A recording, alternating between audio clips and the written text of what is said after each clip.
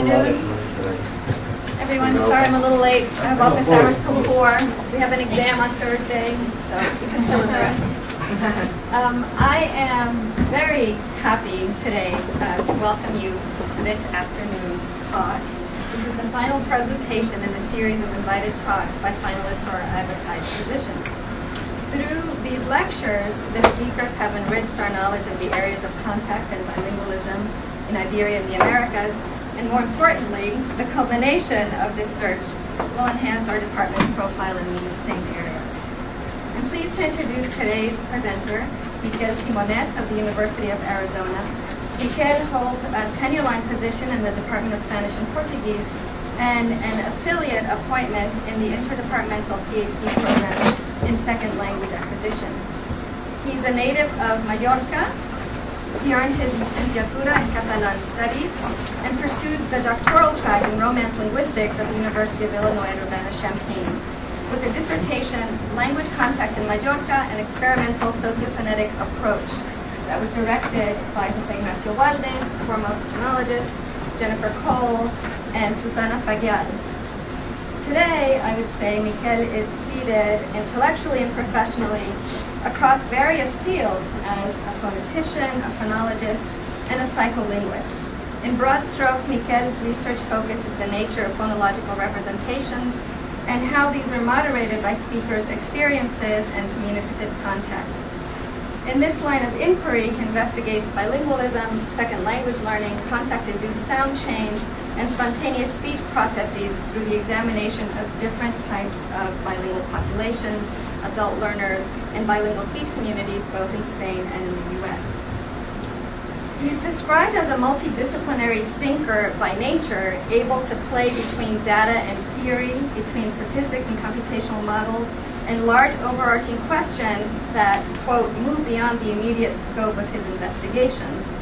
This research program that he's undertaken has been productive and influential. His astonishing trajectory is reflected in his output, which is unparalleled in quantity and, more importantly, as reviewers suggest, in quality.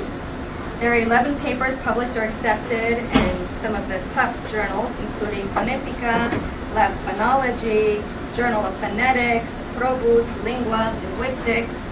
There are also 10 chapters in selected compendia and refereed conference proceedings, and a number of invited publications, including one in the Handbook of Hispanic Linguistics. There are also 42 scholarly presentations, among them 11 presentations while he was a student, one of them at a conference we held at Penn State, so I've known Miquel since he was a baby, I like to say. These are varied and diverse, everything from NWAVE, for those of you who are sociolinguists, to the Linguistic Symposium on Romance Languages, to the International Symposium on Bilingualism, and lab approaches to Romance Phonology. There are workshops on topics as varied as sound change and actuation, and there are a number of keynote addresses and invited workshops, including, interestingly, and you might give us a sense of this, an introduction to R and mixed effects regression models in Catalan. So that would be impressive. His students are also well served by his expertise. He's already directed 4 master's theses and 2 completed dissertations, both of them, interestingly enough, on Portuguese. There are also 2 dissertations in progress, again on Portuguese, and 1 on the acquisition of English by speakers of Mandarin Chinese. Finally, he served on a number of external committees as well. In fact, for our own department, he served on some of our students' dissertation committees. His teaching spans graduate and undergraduate courses in phonetics, phonology, the history of Spanish, sociolinguistics, experimental phonetics, and he recently designed a series of courses in Spanish phonetics, 1, acoustics and speech perception, 2, perception and the mental lexicon, and 3, the psychoacoustics of bilingualism. I'd like to end this introduction with a quote from Miquel, which really endeared him to me. He says, speaking about his work with graduate students, my work with graduate students and with undergraduates who conduct research is the highlight of my week. I'm very involved as an advisor and a mentor. I'm on campus 4 days a week, 9 hours a day, and my door is always open. I meet with students regularly and individually. Their success is my success. Working closely with students is a great privilege that I do not take for granted. I like that very much. With that, I leave you, Miguel Simone.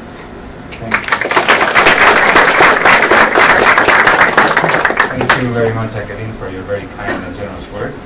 Thank you also very much to the Department of Spanish and Portuguese for inviting me here. It's an honor, it's a privilege, and also thank you to all of you for making time to hear about this very interesting topic. So the title of the talk, you'll find it interesting, or not. The title of the talk is this: Interlingual phonetic interactions are pliable, so flexible. Let me start with something that you might not know about. Learning a second language is not easy, so don't quote me on that. We're still trying to find out. And we know that it is not easy. We've had that experience. It's a challenging experience, but we know that also because non-native accents in a second language persist even after many years of having experience with a second language, and even if one learned the second language very early in life as a child. So we tend to think that children don't have problems with second languages. Well, they do. They don't have the problems that adults have, but it's not easy for them either. And we also know that non-native accents or second language accents affect pronunciation, so that we speak with an accent, affect perception, so that we hear with an accent, and affect spoken word recognition, so that we recognize or do not recognize words with an accent. And we also know that non-native accents are due to the experience with the first language. So they are due to interlingual interactions between the language that we already have in the brain and the language that we're now learning, or the two languages that a bilingual speaks or learned when he or she was a child. And that is why we can speak of Spanish accented English, German accented English, Russian accented English. It's not completely random, so there are many things that the speakers of English, say, who share a first language, share also in their behavior in English, and that is due to the fact that they share the native language. So a lot of it comes from the native language. And this has been incorporated in all of the models that are nowadays in use in second language speech learning studies, such as the SLM, the PAM-L2, the L2LP, the ASP. The differences among them don't matter now. What matters is that they all have a way of dealing with these interactions between the first and the second language. And they explain it in this way. There are links that are established between the sounds of the native language and the sounds of the second language. These links are modulated, they're modifiable, they can change through life based on experience. And how they change is the whole field of study, and whether they change, how much. The interesting thing about it, which is not completely intuitive to many of us, is that the sounds of the second language can also affect the sounds of the first language. And yes, we have the experience of going back home in the case that you're not from here, and well, what happened to your Spanish? What happened? Yes, that happens, but the interesting thing is that it happens even after 1 month of starting to learn the second language, of taking classes for 3 weeks, 4 weeks, then your perception or processing of some of the sounds of the first language is already affected in one way. It's a tiny effect. You have to look deeply in the lab to get it, but there's at least 2 articles in Journal of Phonetics in the last couple of years that show these effects. Now this has a consequence. It's not only that you pronounce the sounds in this funny way. This has a consequence on the phonological inventory, on whether you're able to process contrast in the second language. And in one of the models, this is called the single category assimilation situation. So this happens when there are 2 sounds of the second language. These sounds are in contrast, are used to distinguish words, and these 2 sounds are linked to only 1 sound of the native language. And this linking situation to only 1 sound is what makes listening or producing the difference, the contrast in the second language, especially difficult. This is what happens with, for instance, Japanese learners of English who have some difficulties with processing or pronouncing the difference between R and L in English, or Spanish learners of English who have problems with E and I, and Dutch learners that have problems with these 2 vowels that give me problems too, and German learners who have problems with th and s. So, and this is revealing, it's not, okay, this person doesn't get these 2 sounds right.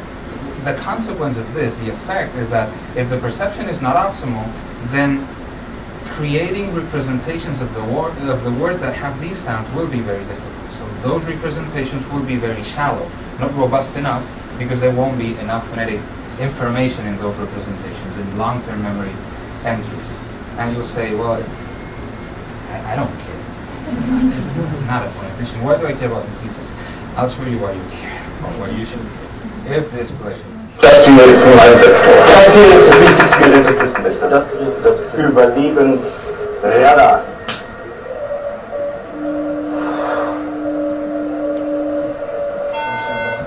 Mayday, Mayday. Hello, can you hear us? Can you hear us? Can you... Yeah, over. We are sinking. We are sinking. Hello? This is the German Coast Guard. We're sinking. We're sinking. What are you thinking about?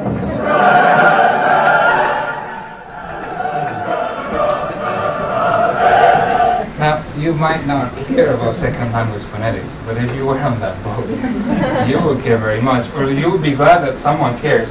And yes, we do care. Some of us. Let me give you an example that is not so anecdotal. Let me give you data from experiments. We've been doing, with a student mostly, with my supervision, research on the behavior, the phonetic behavior in English of a group of speakers who are native speakers of English who had some experience with Spanish at home. They are, well, it's a Spanish-English contact situation in the Southwest, in Arizona, but actually the speakers that we care about, that we were targeting, don't really speak Spanish. They heard Spanish at home growing up. So we have for this study 3 groups. One is native English speakers from Arizona. One is this specific group of heritage speakers of Spanish who are actually not speakers of Spanish.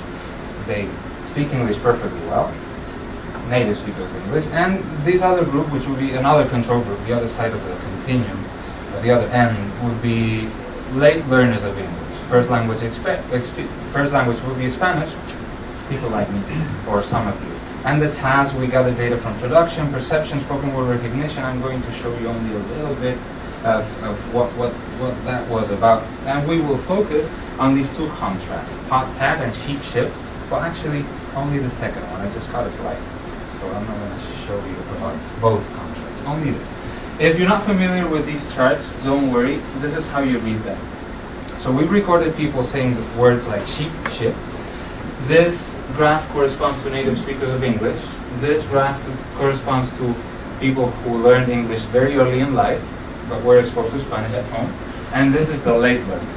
So whatever these measures are, it doesn't really matter. This is the frequency of the second format, the frequency of the first format. It doesn't matter what they are. Physical measurements of the vowels. When you plot them in a 2-dimensional plot, you get clouds of data. And this would be our reference. Notice that there are 2 clouds for the 2 vowels, one for I and one for E. So these 2 vowels are kept separate by this group of native English speakers. These 2 vowels are not kept so separate by these 2 groups of late learners of English. They are highly overlapping. There's something going on with this. We knew that. It's not surprising. What we were after was this. So apparently the statistics say that this group of dominant, perfectly legitimate speakers of English don't have problems with this contrast. Fine. They had problems with other contours, but not this one. But then we thought, but the difference between E and I is also manifested in how long the vowels are. So what if we measure this?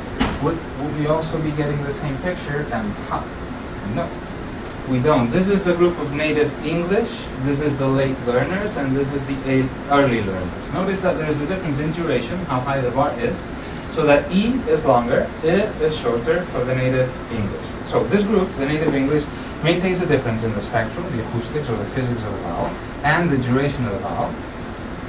The late learners don't maintain a difference in the acoustics, don't maintain a difference in the duration, so there's basically the same vowel. And this group, which is an interesting thing, they keep a difference in the acoustics, in the spectrum, but not in the duration. So they are not really very much paying attention to this other cue that is available to the native English. Now, if you measure perception, what will happen? Another funny graph, and this is how you read it. So imagine that I record someone saying sheep and ship, and then we create stimuli artificially so that we create a continuum from one end to the spectrum of sheep to the other end, ship. And we vary it in 2 parameters. We vary the spectrum, so that we get vowels that are, they don't sound like one, but they don't sound like the other, they're in the middle, but also vary duration at the same time. So if you can see the black dots here, this and this. So in this graph, this would be ship, this would be sheep, and this would be something in the middle. It has halfway duration and halfway spectrum. But we could also get something like this, the full spectrum of E, but the duration of I.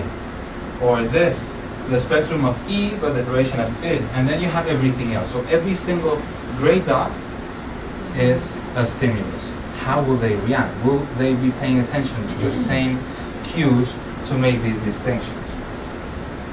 These are the native English speakers. Two graphs, a wireframe and a heat map. Notice one thing. This is the spectrum that goes from 0 to 10, meaning in this continuum of stimulus, this is I, this is E, and in duration separately, this is I, this is E, and notice how this is coming down this way.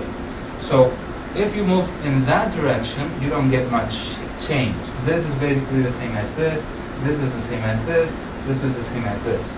Most of the difference depends on this. This is not the same as this.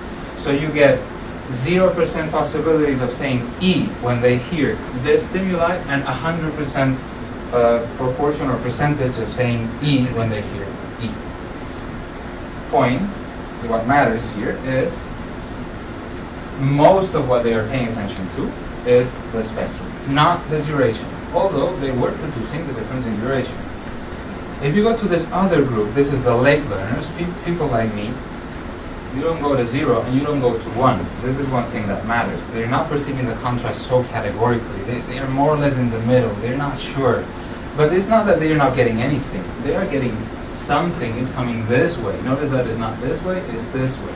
So now what matters is that there's a difference between 0 and 10 in duration and a little bit in spectrum, but not here, not so much. So most of the difference is duration, very little the spectrum, but notice that they were not able to produce the difference in duration. So the point, again, is that they're paying attention to a cue that the native English are not paying attention to.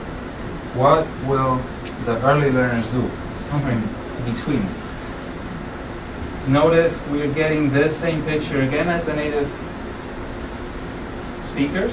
Most of the difference between 1 and 0 depends on the spectrum, but notice that there's something interesting here. This is vowels that have the physics or the acoustics of I, like in ship, but the duration of E. So when they get these two conflicting cues, they don't know what to do. They are 40–50% right. So they are paying attention to both cues, at least in part. At least mostly spectrum, but a little bit duration. So they don't produce the difference in duration, but they pay attention to the difference in duration a little bit. This is unlike the speakers of English, the native monolingual speakers of English. This was just an example. The point, the summary of the introduction. The native language sounds affect subsequent experience, so that there are interlingual sound interactions. And in this case specifically, a few years of experience with Spanish, or hearing it at home, may have already affected a little bit of what cues would they pay attention to. Although they get the contrast perfectly well, and they produce it perfectly well, they are doing it based on cues that are not the same ones that other people do. You can get this in perception, production, spoken word recognition, these differences. And there are differences that end up impacting phonological knowledge. Now, since you asked, I want to tell you my problems. My problem with this, with the whole model, with our understanding of how we are computing these things, is this. Most of the models, if not all, that explain second language speech learning depend on a system.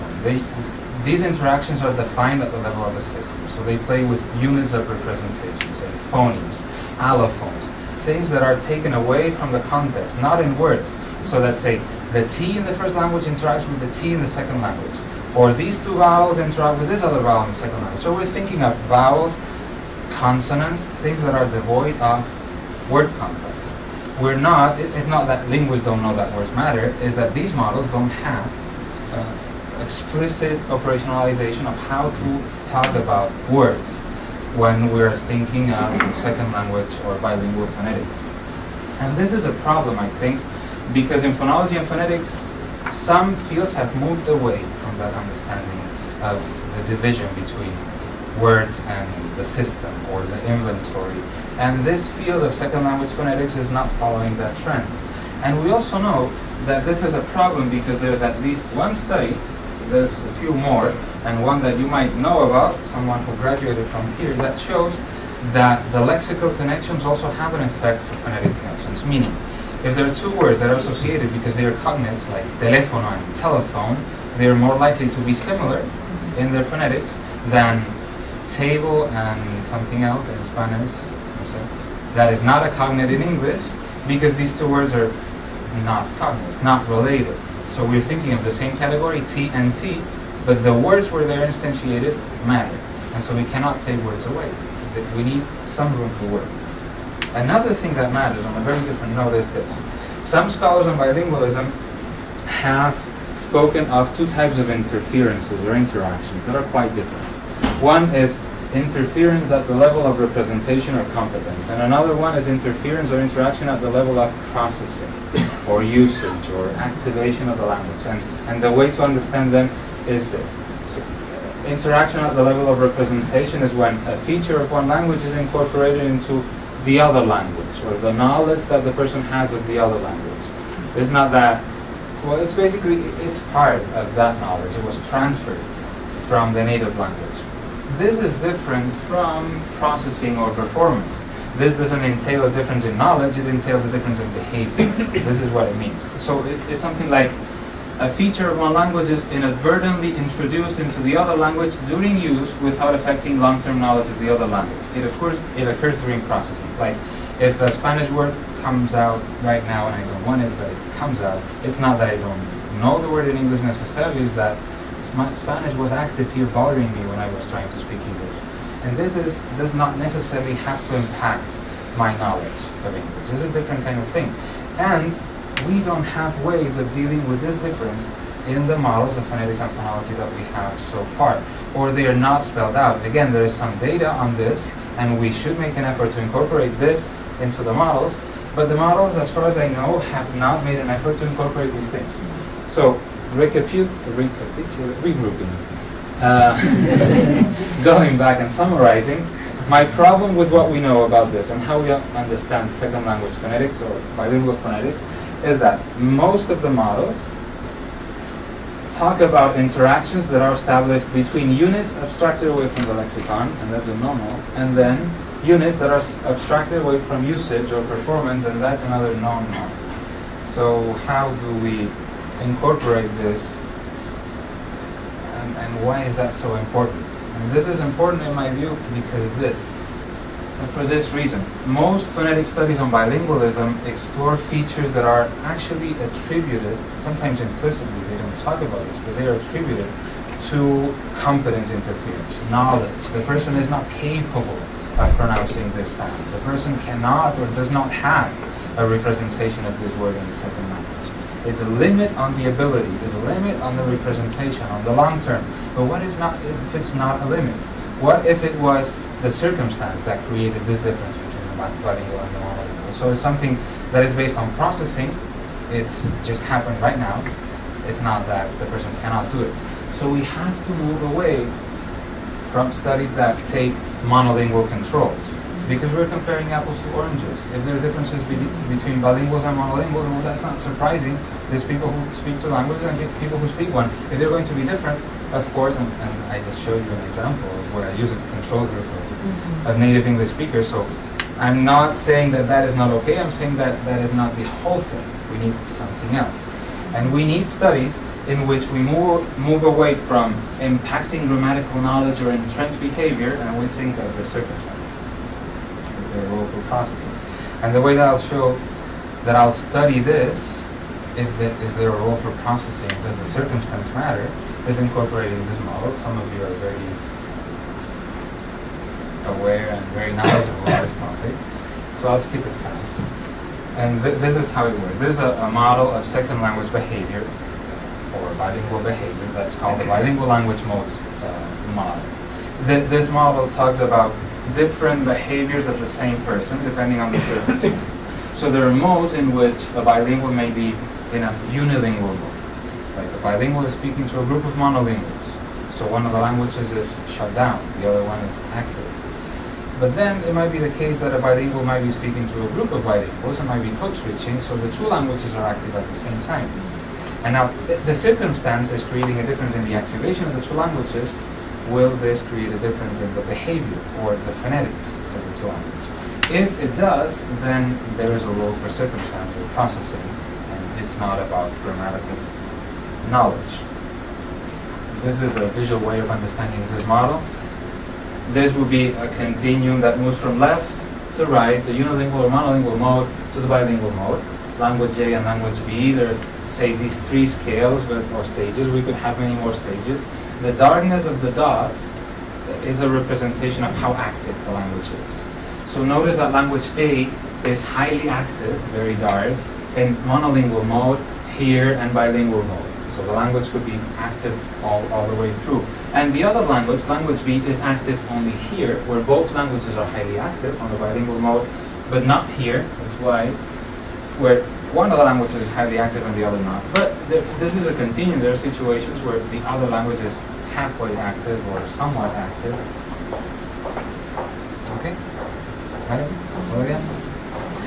Breathe for a second. I'm going to show you new data now. Now theory for a little while. I will show you, I will talk to you about a specific language context situation. I will incorporate the bilingual language modes framework into one of the studies that I'll talk to you about, but there are other things that I want to talk to you about because we need to know more about the context situation and more about the phonetics of the concepts that I will be talking to you about. So first, we will focus on Catalan language data almost exclusively. Then, we are focusing on this language, but we are measuring bilinguals in the language, people who speak Catalan and Spanish. We have no control group here. We do, but it's not a monolingual control group here. All of them are bilingual. And you see how the population is, they're all Catalan-Spanish or Spanish-Catalan bilinguals, but some are dominant in Catalan, others are dominant in Spanish. It's a different order of acquisition, the same combination of two languages, but one was acquired first, the other second. It varies by groups. And what we want to know about is this Catalan-specific vowel contrast, O-A. This is a contrast that is problematic for Spanish speakers. You will see why and how. And we want to know whether dominance or experience impacts the processing of this contrast. Why is this difficult? This is why. Catalan has two mid-back vowels, O and A, and it's used to distinguish words like dona and dona. Dona, dona. Dona is give, dona is woman. The Catalan contrast neutralizes in unstressed position. So notice this. We have gota, gotata, so O stays O in unstressed position, but we have dona, donata. A changes to O in unstressed position.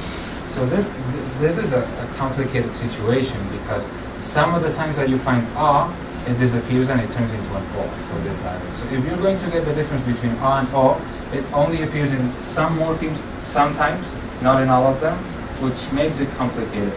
So the contrast is not morphologically robust. And then the thing is that it's not represented in the orthography. It's all written with an O. So if you're going to depend on orthography, it's not going to help you. And then these two vowels are linked to only one vowel in Spanish because Spanish only has an O. It doesn't have this difference between O and A that Portuguese has, for instance. And the correspondences with the cognates are also funny because we have Catalan gota that corresponds to Spanish, gota that corresponds to Spanish gota. So O corresponds to O in cognates. Fine. But then you have sometimes cosa that corresponds to cosa as well. So O corresponds to O, but A also corresponds to O. Sometimes it doesn't, and A corresponds to huela. This is the regular sound change that affected Spanish. So this is a difficult contrast to learn for many reasons. This is a recipe for failure. It's going to go wrong. Where and how? Perception data that someone else collected. This is similar to what we talked about in the beginning about the data that I was showing you in perception. And this is how to understand this one. Imagine that we record someone who's saying dona or o, and someone who's saying dana or a.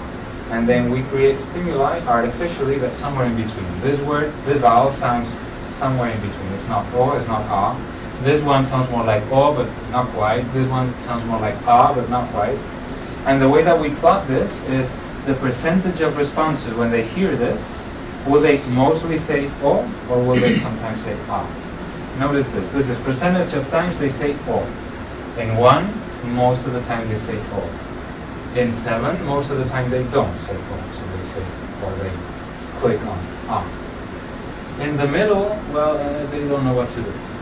But the interesting thing is the same amount of physical change from here to here does not provoke the same amount of difference or in the reaction or the behavior it does here. Notice how different these are. It's not the same as here. But what I would like you to focus on is the fact that the two curves, the red curve and the blue curve, are very similar in shape. The blue curve is the Catalan dominant response, and the red curve is the Spanish dominant response. There's a bit of a difference, but the point is, Spanish dominant listeners get the contrast right. They hear it well. They hear it categorically. They don't seem to have much of a problem with this.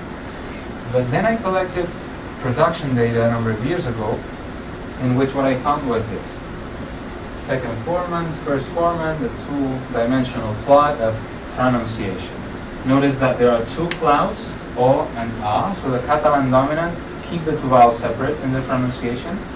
The Spanish dominant do not keep them separate in the pronunciation. They are pronouncing the same vowel. And that is strange, that's surprising, because what we're getting is this.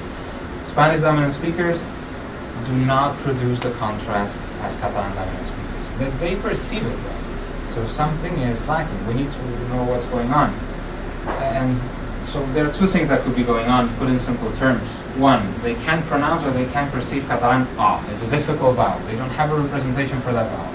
Fine, maybe, but it doesn't seem that this is the right answer because in their perception, they're doing fine. Another possibility is that they have problems with knowing which word has which vowel.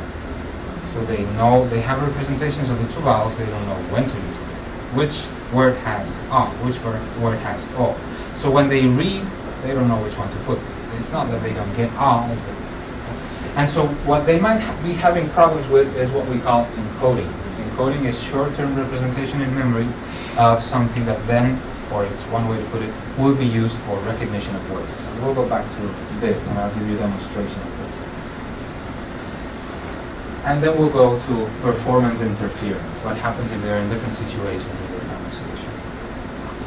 Two studies. The first study is about encoding, the retention in short-term memory. The second one will be about production in different circumstances. Let's talk about encoding for a second. And this is a demonstration. If you're so kind, please try to memorize these words for a second. I'll count to 5. Okay? Fine? Not that difficult. Right? I mean, not easy. It is possible. Now, remember this. Okay, what's going on here? Why is it more difficult? You don't have a problem reading these. You can get the letters right. The problem is that we don't have a box in our mind to put these experiences into something that we can retain for a longer term or short-term memory. It's a simplified way of putting it. This could be called encoding. So what happens is that you don't have a problem with the experience, but it fades away in memory. It doesn't stay.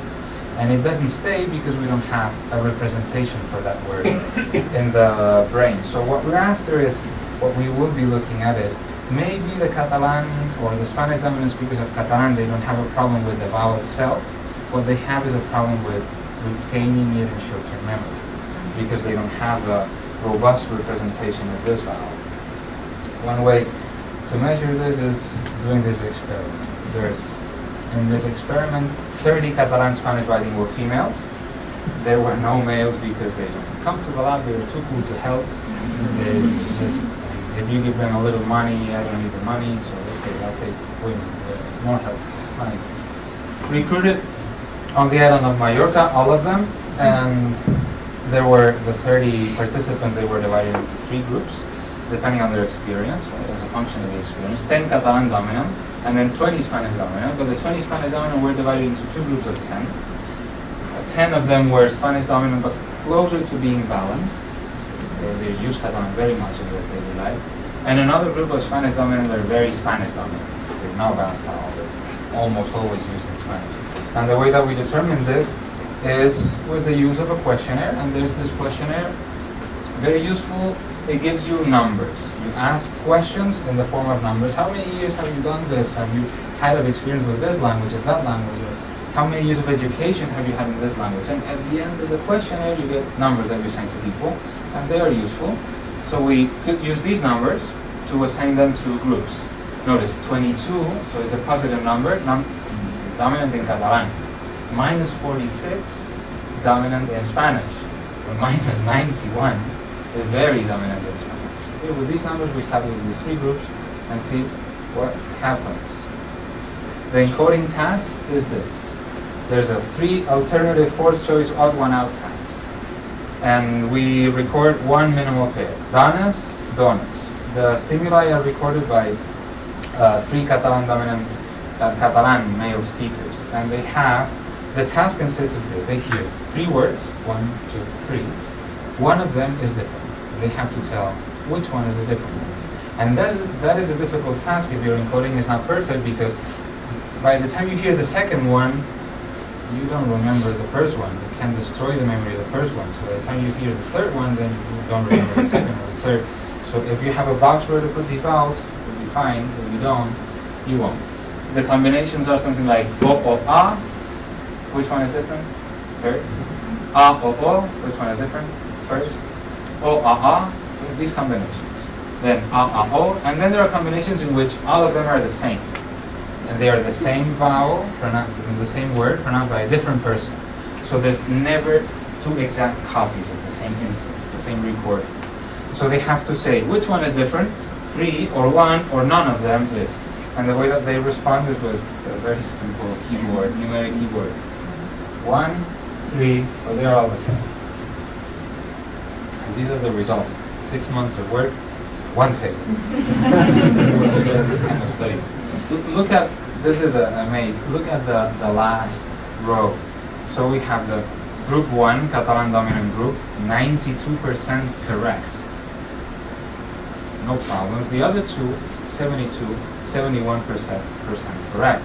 So they are having problems with encoding, with getting this in memory. But these are the group results. If you look at the individual data, it turns out that some of the Spanish dominant speakers, they're getting it quite right. 80%, 90%, they don't seem to have a problem with encoding. And then you look at others, 50%, 60%, these are the ones that are bringing the group down. So it's not that Spanish experience is a problem for everybody, but for many, it is. So let's summarize this. Catalan dominant listeners encode OA optimally, 90-some% correct. The Spanish dominant listeners do not. Well, actually, some do. Some do not. So that Spanish dominance does not necessarily lead to failure. What it does is lead to variation. But Catalan dominance leads to success. There's not so much variation in that group. Comparing the 2 things that we have talked about so far, in a previous study, it was shown that perception was optimal. But here we showed that maybe perception is optimal, but encoding is not. So they have not developed representations, long-term memory representations of those vowels. So yeah, linguistic experience affects encoding, and being able to perceive a vowel or a sound is different from being able to process that sound in words. Second step, back to production, not encoding anymore or not so much. In this study, it's the same 30 participants, and what they do is record words in Catalan. Some of them have O, some of them have A, and then they also record words in Spanish. They all have O, because Spanish only has O. But half of the words in Spanish that have O have cognates with O in Catalan, and the other half have cognate in Catalan with a. So that's why we have double the number of Spanish words than Catalan. The words are in meaningful sentences, they're not isolated completely. And what they do, this task is a simple, boring, listen and repeat task, which in the literature appears like the delayed shadowing technique, which is listen and repeat in a cool way. But it's delayed shadowing technique. Basically, you hear someone saying something and you imitate it. Will you get it right? And this is very much used in this literature. And it's important because this task specifically lets speakers know which word has which vowel. They just heard it. So if they just heard it, if they're just imitating, will they get it right? And they will if they can perceive it, and if they can encode it in short-term memory so they can repeat the word and they remember the word. And the creation of the stimuli that they had to repeat was recorded by 3 Catalan dominant males who recorded the Catalan materials, 3 Spanish dominant males who recorded the Spanish materials, and everything was randomized. But the interesting thing here is that the participants came to the lab twice. The first time, they repeated the Catalan materials, the Catalan words only. They come back 2 days or a week later, a minimum of 2 days, and they repeat the Spanish and the Catalan words in the same block, randomized. So you never know the next sentence in which language will it be. So the 2 languages are highly active. This has a lot to do with code switching, but it's not. It has to do with language switching, but it's not pictures. They just heard the person say it. So this should give them every opportunity. Now these 2 tasks, these 2 sessions, the first session and the second session, in reality are not unilingual and bilingual for this reason. The second session, Spanish and Catalan words at the same time, is fully bilingual. 50% of the words are in Spanish, 50% in Catalan. But the first session, they're only repeating words in Catalan. But they are bilingual. I am bilingual. The university where this is being recorded is bilingual. Spanish never goes away completely. It's always present somehow. So I'm not saying that this is a fully unilingual situation. But at least these are 2 different situations on this continuum. Session 1, somewhere in the middle. Session 2, towards the end. And these are the results of part of the study. Here, I will not show you about the 2 sessions. I'll do that later. What happens when they imitate words with the 2 vowels in Catalan? This is one of the acoustic measures that we could have taken. The first formula minus the fundamental frequency. It doesn't matter. What matters, again, is that O and A are different. This is group 1 Catalan dominant. Very different. No merging. 2 very different vowels. Group 2 Spanish dominant. Very different vowels as well. There's no merger. Group 3, very different vowels as well. There's no merger. So there was merger then when they were reading, but there's no merger now that they're imitating. Fine, of course, it's easier. But the interesting thing is this. Catalan O is not affected. Across groups is the same. But Catalan A is not the same. They just heard a model for A, and the Spanish dominant speakers are not quite getting it. Or, this is one way to put it. They get the contrast, they make a difference, but it's not so low as it is for the Catalan model. Okay, there are differences in behavior, even if they just got a model, but there's no merger. So, all speakers produce a difference between O and A. This is different from what we knew in the past. So probably my results in 2011 were due to the fact that they were reading, and now they're imitating.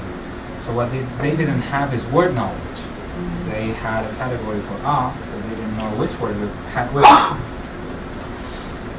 But also interesting is that they produce the contrast, but the contrast differs in size. So the phonetic effects do not completely go away. They have some remnant or some resto in this situation. Lessons. If you're going to record to measure production in bilinguals, use different techniques, because different techniques will give you different results, better picture on bilingual behavior. And the other lesson is there are phonetic factors, then encoding factors. One thing is being able to pronounce the vowel, the other one is knowing which word has which. Session results. Session 1, Session 2, Session 1, Session 2, vowel O and vowel A. First, O and A are different, we knew that. O and A are different, we knew that. But A is affected by the session. The line up there, the dashed line, that's Spanish O. So in the second session, A is closer, a little bit closer to Spanish O, very slightly, but it moves in that direction. And Catalan O, which is also different from Spanish O, when it's left alone, in the second session is even closer. Actually, it's merged completely. So the session affects a little bit the phonetics of Catalan O and A. So there are effects of session for both vowels and all three groups. The bilingual mode pulls Catalan O and A towards Spanish O, and the monolingual mode suggests that there are three categories. So there's Spanish O, and then Catalan O, and then Catalan A. Lesson or implication: the presence of Spanish in the task affects the acoustics of Catalan, but does not affect the relation between the two Catalan vowels. The difference between the two Catalan vowels are kept the same in the two sessions. So the interlingual interactions between Spanish and Catalan are modulated by the activation level of the two lexicons. This is one way to understand this, wrapping up. We have seen in the perceptual encoding task that we've measured the Catalan OA contrast, we've measured 30 Catalan-Spanish, Spanish-Catalan bilinguals, and what we have found is that the dominance or experience impacts discrimination or encoding. What we know from the past is that perception was categorical and optimal, even for Spanish dominance, in identification studies or tests, but when short-term memory is present in the task, then some difficulties appear. There's something about short-term memory. So there are challenges in encoding that reveal weaker lexical representations for these vowels. So one thing is learning a new sound. Another thing is learning which word has which. And encoding data reveal lack of word-level knowledge even when perception is optimal. Production, the same people, the same contrast. Again, dominance impacts pronunciation. What we knew from the past is that some reading aloud data revealed that there was a merger of the contrast by the Spanish dominant speakers, but when you give them a model of how to pronounce these words, they get it right. They have the contrast fine, they're just imitating. But even when the contrast is maintained, some phonetic detail is still affected. So Spanish dominance comes out somehow in the pronunciation of A. Again, one thing is learning a new sound. Another thing is learning which word has which. And comparative production data reveals challenges in both that come from probably different processes. Then there was the production experiment in which we looked at the effects of the session, the activation of Spanish. The same people, the same task, two sessions. The presence of Spanish impacts the sounds of Catalan. It appears that Spanish O attracts both vowels from Catalan. So the patterns of performance or processing interference modulate interlingual interactions between Spanish and Catalan. So the connections between Spanish and Catalan are affected by whether the fact that Spanish is active or not. Simple model. These are the words of one language, notes in the mind, memory. They have connections. Then there are the words of the other language. They have connections in the brain. But a bilingual has two languages in the same space. And then there are connections between the words in the different languages, of course, and some of these connections are very strong because there are cognates, there are exact translation equivalents, things like that. Words that sound very much the same. And sometimes one of the languages is highly active and the other one is inhibited, depending on the circumstance. And other times, the other one is very active and the one is inhibited, depending on the circumstance. But sometimes the two are very active.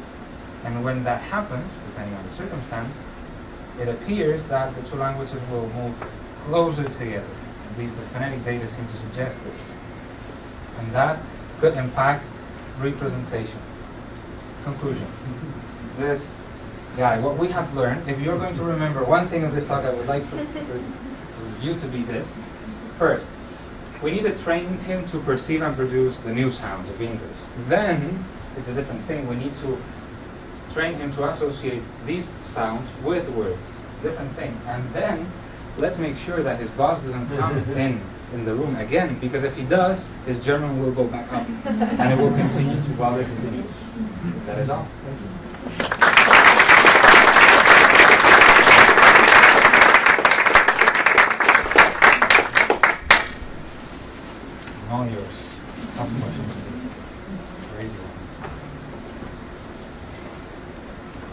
Yeah, I have a question, and that it has to do, I could use what you were saying there, but yeah, with the association with words. Yes. And what, remember, I'm not a linguist, and so I come more from literary analysis. We tend to do our interpretive analysis more, not so much associating sounds with words, as in dialogic contexts. And I was wondering, in that image, if you will, in that example or in your conclusion, if besides associating sounds with words, there is also not a need to associate them to dialogical exchanges, in the sense that, analyzing myself speaking in the second language even now, as I articulate complete phrases and sentences, I tend to make more mistakes in the sounds than if I were to just enunciate a single word. Yes. And in situations where we're playing roles of leadership, let's say standing here and directing a meeting or whatever, where adrenaline flows, that sound can be even more heavily accented than in a more social, less stressful situation. So how can you account for that in the model that you were playing with? Yes, thank you. The part of it is less relevant for what you're asking is this part of associate them with words. Let's say that someone has associated the new sounds with the right words, has that knowledge, some representation of that. But then we were talking about encoding, like retaining things in short-term memory. Short-term memory is affected by many things at the same time. And one of the things that is affected by is stress, is having to think of too many things at the same time. The situations, the communicative situations that you were talking about, they are a good example. The conversation with a friend is not stressful, your knowledge is able to help you. So processing is able to, you dedicate most of your resources, or I dedicate most of my resources to focusing on that pronunciation, or my pronunciation, not a problem.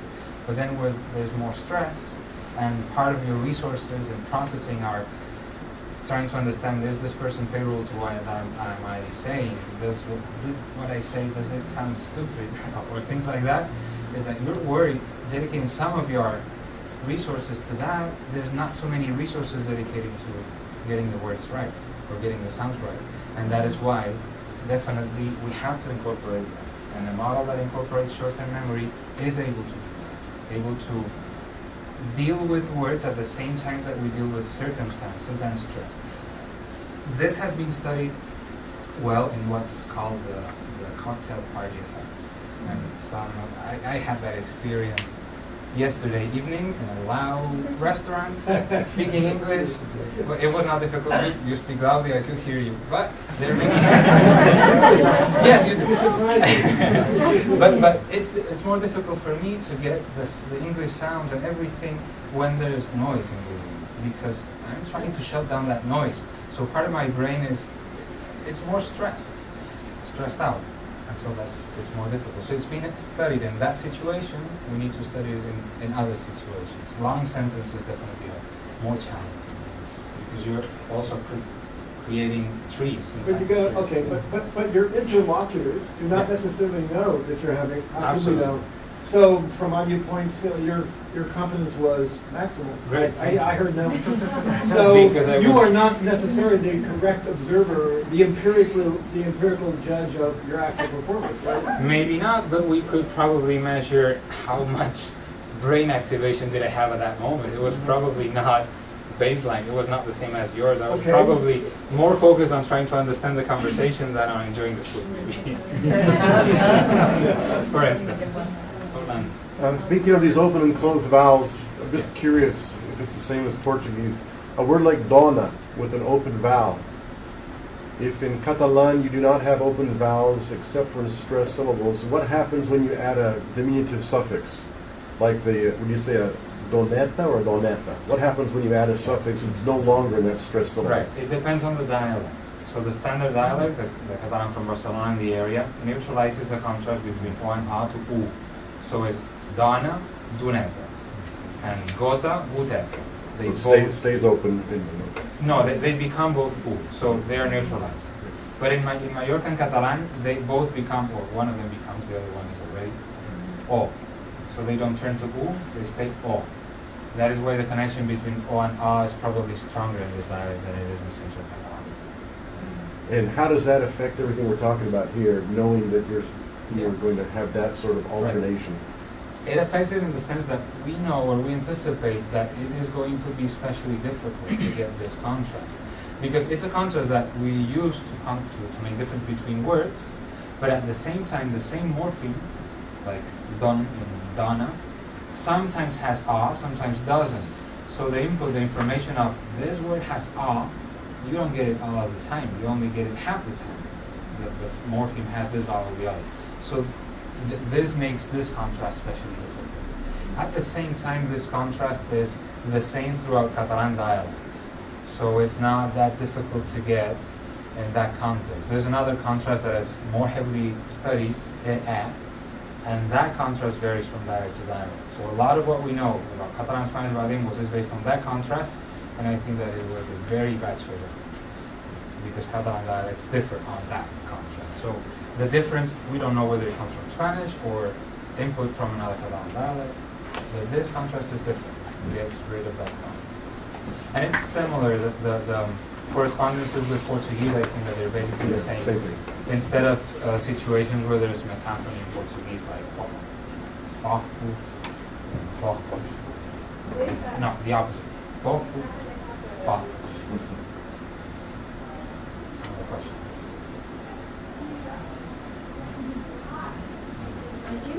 Curious, did you use the same stimuli with three speakers, or did you do your own? No. Okay. Different thing. Do you see make a difference if the listeners could hear somebody that they knew? I asked this of Mark too. I mean,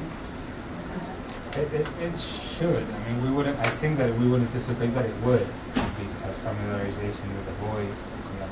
But at the same time, develop the way I understand it. If it's an effective encoding of not being able to retain this in memory for 2 seconds, then you are familiar with the voice, but you don't have a strong lexical entry with that vowel for that word in general. So maybe it would help a little bit, but not much. So we might guess.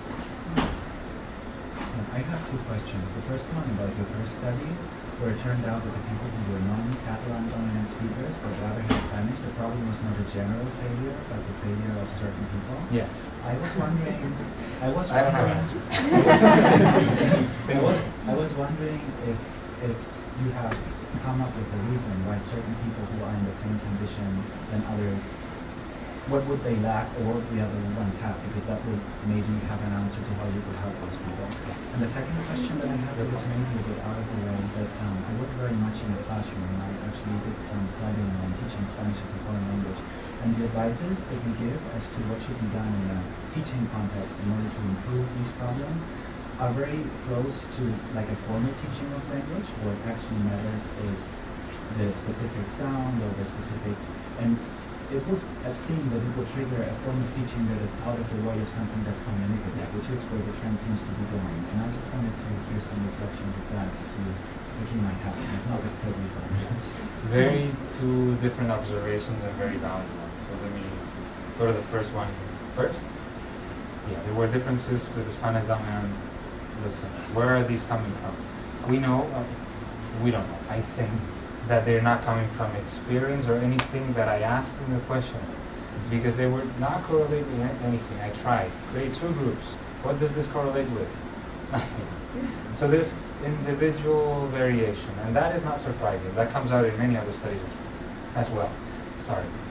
Where usually for a long time people show group results, and the individual results have not been reported. When individual results are reported, this is not surprising. There's a great deal of variation. Why are some better? There is some research by Maria Sebastián Galles in Barcelona that suggests that some of the people are also better at perceiving the sounds of the first language. They're just better at that. They're better at participating in these kinds of experiments. Or they're better at driving at the same time that they're talking on the phone. And this is kind of an executive control task as well. It's demanding your focus. So probably it's something like that. It's something that's not linguistic experience based. It's based on something else. It's an artificial task. They're probably better at this task, or maybe they are not. The answer really is I don't know, and I can't say with the data that I have. But it's a very good point. And some psychologists, as I was saying in Barcelona, are looking at what's going on as well. The other thing, yes, it's going against communicative language teaching.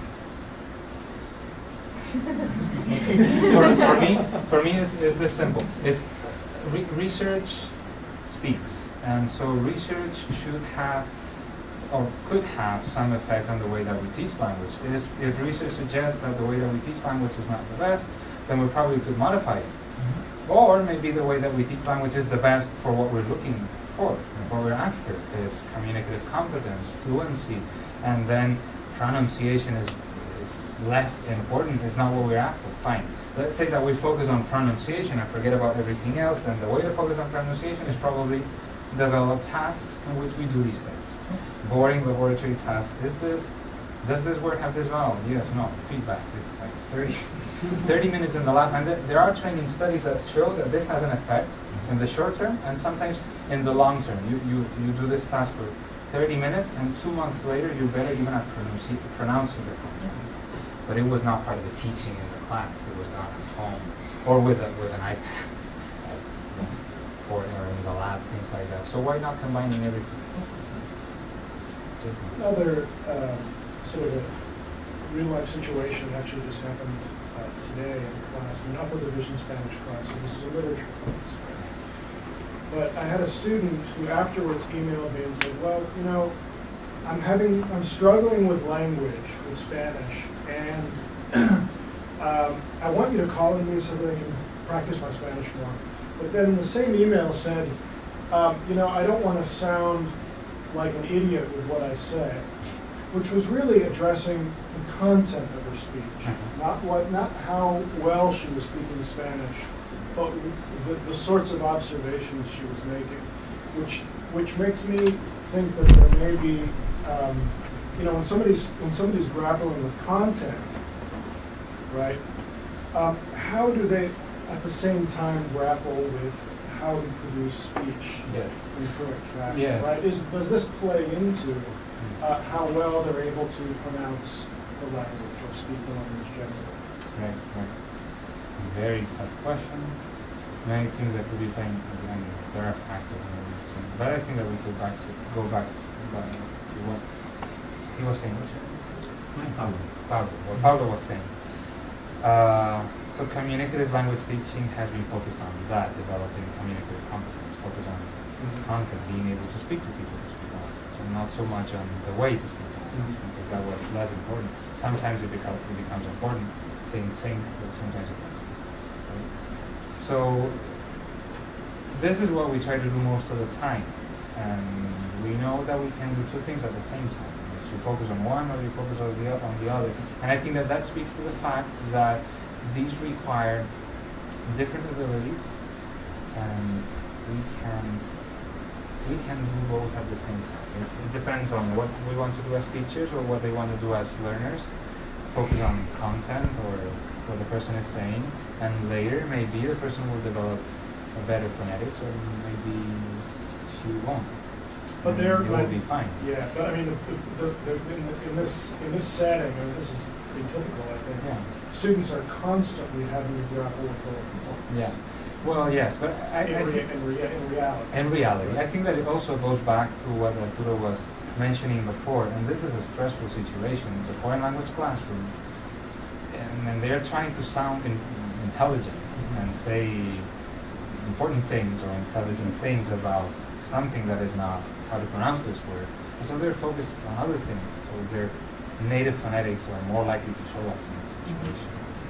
It's a matter of attention, probably. Where do you put your resources at this exact moment in time? And that is probably personal choice. I don't think that you can do the two things at the same time.